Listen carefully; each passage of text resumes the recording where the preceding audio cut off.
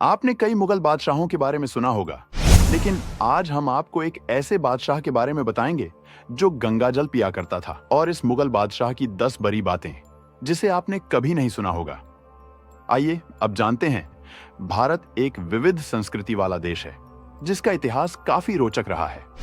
आपको यहाँ हर तरह की धार्मिक लोग मिल जाएंगे जिनके अपने अलग रीति रिवाज हैं। जैसे हिंदू धर्म को मानने वाले लोगों के लिए गंगा जल अमृत है। इसे हिंदू धर्म में पूजनीय भी माना जाता है। उपयोग पूजा पाठ और कई धार्मिक गतिविधियों में किया जाता है। लेकिन क्या आप जानते हैं कि गंगा जल का न सिर्फ हिंदू धर्म के लोग बल्कि कई मुस्लिम शासक भी पवित्र माना करते थे? जी हाँ, आपने सही सुना। हम बात कर रहे हैं मुगल बादशाहों की, जो गंगा जल को काफी पवित्र मानते थे। लेकिन एक ऐसा मुगल बादशाह था जो गंगा जल को पिया करता था।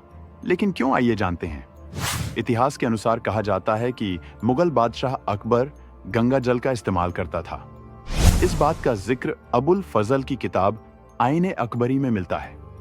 इसमें लेखक के अनुसार अकबर को गंगा जल से काफी प्रेम था, इसलिए वो इसे अक्सर अपने सैनिकों से मंगवाया करता था। न सिर्फ अकबर बल्कि कई मुगल शासक गंगा जल को पवित्र मानते थे।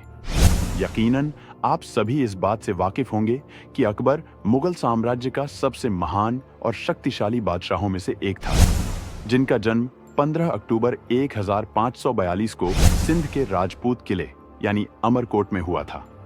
अकबर का पूरा नाम जलालुद्दीन मोहम्मद अकबर था। आपकी जानकारी के लिए बता दें कि अकबर मुगल साम्राज्य का तीसरा बादशाह और हुमायूं का बेटा था। अकबर ने न सिर्फ मुगल साम्राज्य का विस्तार किया बल्कि इन्होंने कई मकबरे, इमारतों का भी निर्माण करवाया, जिसकी खूबसूरती की पूरी दुनिया आज भी दीवानी है। अकबर को गंगा जल का इस्तेमाल पीने के लिए करता था। कहा जाता है कि जब अकबर फतेहपुर सीकरी में रहता था तो बादशाह गंगा जल उत्तर प्रदेश से मंगवाया करता था। कभी अकबर के सैनिक गंगा जल हरिद्वार से तो कभी आगरा से मंगवाया करता था।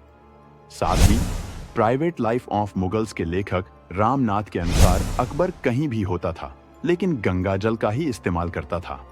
कहा जाता है कि अकबर या फिर मुगल बादशाह की गंगा जल पसंद करने के पीछे की वजह यह थी कि गंगा जल कभी खराब नहीं होता, जिसे लंबे समय तक आसानी से स्टोर किया जा सकता है। इसलिए जब भी कोई मुगल बादशाह कहीं बाहर युद्ध पर जाते थे तो अक्सर गंगा जल अपने साथ रखा करते थे। आइए अब जानते हैं अकबर से जुड़ी 10 बड़ी बातें। 1. अकबर का जन्म पूर्णिमा के दिन हुआ था, इसलिए उनका नाम बदरुद्दीन मोहम्मद अकबर रखा गया था। बद्र का अर्थ होता है पूर्ण चंद्रमा। 2. अकबर ने मुगल शक्ति का भारत के कई हिस्सों में विस्तार किया था, जिसमें भारतीय उपमहाद्वीप मुख्य है। 3. अकबर का राज्याभिषेक 14 फरवरी 1556 ईस्वी को पंजाब के कलनौर में हुआ था। 4. हल्दी घाटी का युद्ध मुगल बादशाह अकबर और महाराणा प्रताप के बीच लड़ा गया था। यह युद्ध महाभारत से कम नहीं था। हालांकि इस युद्ध में कोई नहीं जीत सका और न ही कोई हारा। दोनों के पास शक्ति की कमी नहीं थी। अकबर संधि करना चाहते थे, लेकिन महाराणा प्रताप नहीं और लड़ाई लड़ते रहे। 5. अकबर ने हिंदू मुसलमानों के बीच की दूरी को कम करने के लिए दीन-ए इलाही नामक धर्म की स्थापना भी की। 6. अकबर ने पहली बार समुद्र गुजरात विजय के दौरान देखा था और यहीं पर पुर्तगालियों से मिला था। 7. अकबर ने जैन धर्म के आचार्य हरिविजय सूर्य को जगत गुरु की उपाधि दी थी। 8. अकबर के दरबार में भी संगीतमय शाम होती थी।